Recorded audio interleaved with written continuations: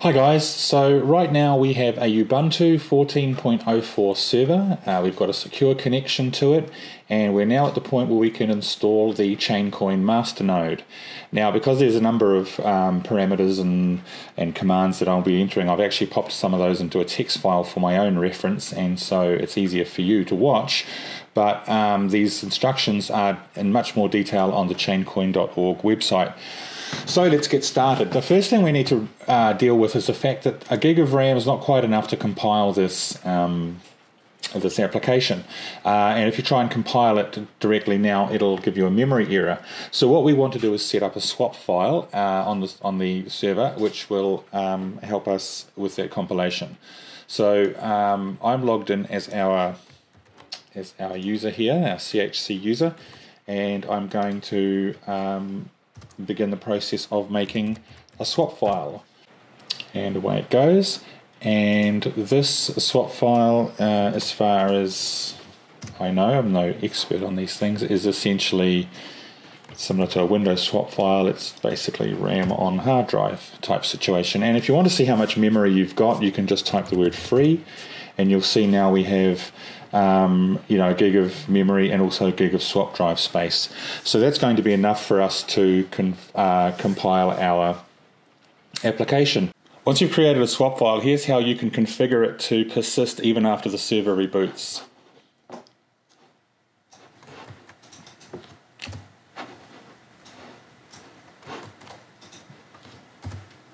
And at this point here, you want to edit a file, fstab file, and just make sure that the last line of the file matches what's in the documentation, as we have done here. And then Control X to edit, to exit, and then press Y and enter if you haven't saved it before. So now when the server reboots, that swap file should still stay in place. It's time to install the dependencies that are needed to compile the Chaincoin client on the server. So I've made a list of the packages we're going to need to install here, but you don't have to worry about that because the website will include all of this information for you. So the first thing we need to do is update our package library to make sure that we have the latest connection. The first time you do this, you're going to need the password because you're using sudo, and away we go. Now, I've done some of these updates already, so they may come through, they may run quite fast. Okay, so now we're going to install the packages that are needed.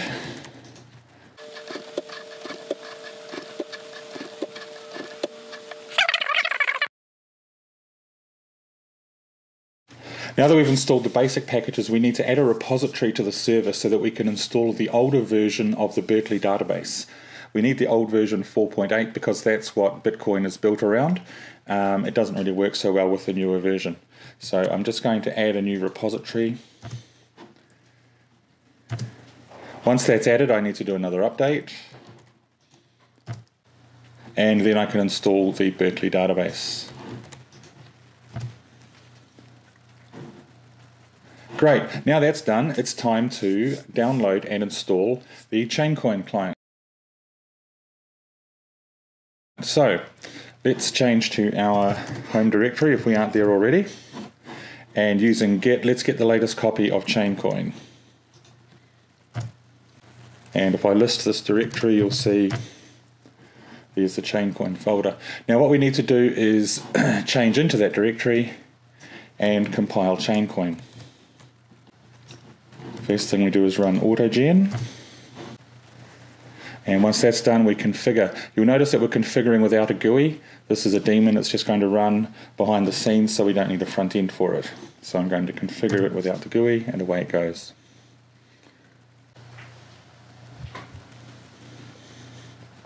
Now that that's done, we can make Chaincoin. Okay, now you can see that the Chaincoin software has compiled. So the last thing we need to do now is sudo make install to install it to the right location. And we're done.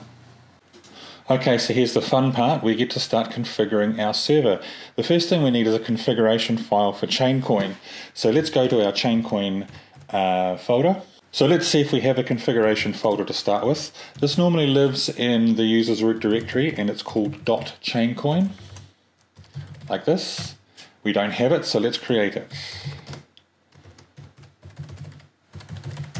This is the folder that holds our config file and various other files that Chaincoin needs. So let's jump in there. And let's create our config file. So the config file is called chaincoin.conf, and we could just create that using the touch command.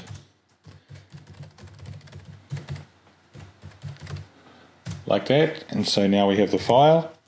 And let's go in and add what we need to add to it. So to start with, nano chaincoin.conf.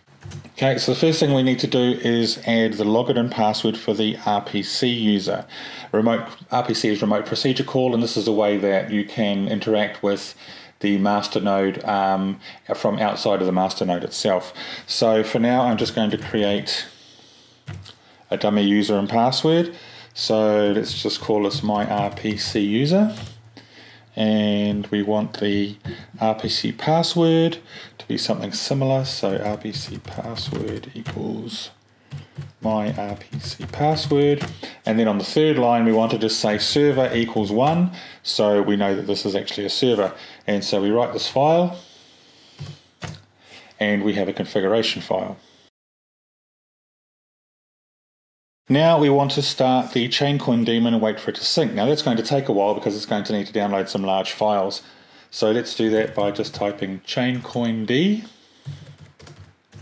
one word, ---- daemon. Chaincoin server starting. Right, so in order to run a masternode, you need to pay 1,000 Chaincoins into your server. So in order to do that, you need to generate an address. So what we're going to do is get an account address to deposit our CHC into. And so the command for that is chaincoind get account address 0. Chaincoind get account address 0. And that is the address that you need to pay 1,000 CHC into from your Cryptopia account. So I'm going to do that now. So here I am on Cryptopia, about to transfer 1,000 CHC to the server. Notice that there's a fee, so I added that fee on so that the amount that the server receives is exactly 1,000. And I send. Okay, so we're almost there. We've sent 1,000 CHC to the Masternode server. And if you want to see what the server's up to, you can type chaincoind get info. Okay, and you'll see the balance is 1,000. So that 1,000 has come through, which means that we can continue to make this daemon into a masternode. So the first thing we need to do is get ourselves a masternode key, and that command is chaincoind masternode gen key. Now, gen key. Now I've already done that, so I'm not going to run it again. But that's the command you would run, and that will give you a key that looks very similar to a Bitcoin wallet address, which you just need to make a note of. And then you need to stop the Chaincoin daemon with chaincoind stop, like this, and you'll see it stopping. And then you can edit the config file.